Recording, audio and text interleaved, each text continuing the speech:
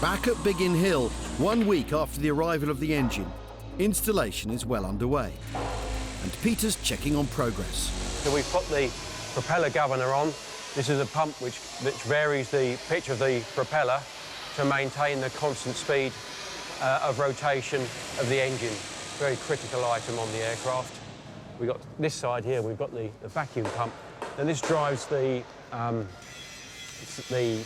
gyro instruments, or the gyroscopic instruments, all driven by this.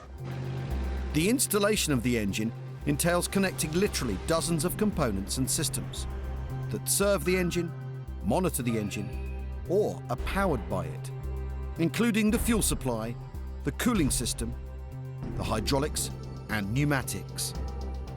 On here we've attached the coolant header tank.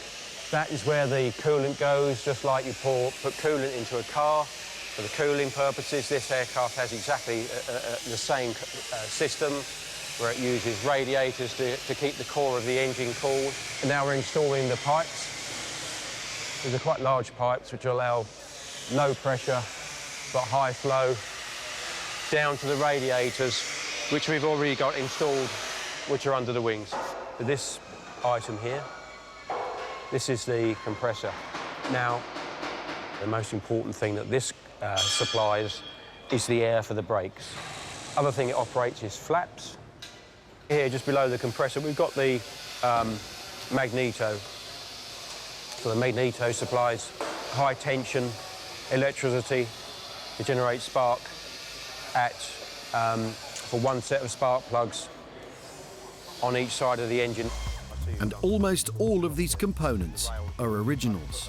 When we look in the cockpit, we see the original rudder pedals. The wear on those rudder pedals would have been by George Dunn, that delivered the thing back in the 40s. His feet would have been on those very pedals, the control column, the undercarriage selector, the handle on the throttle.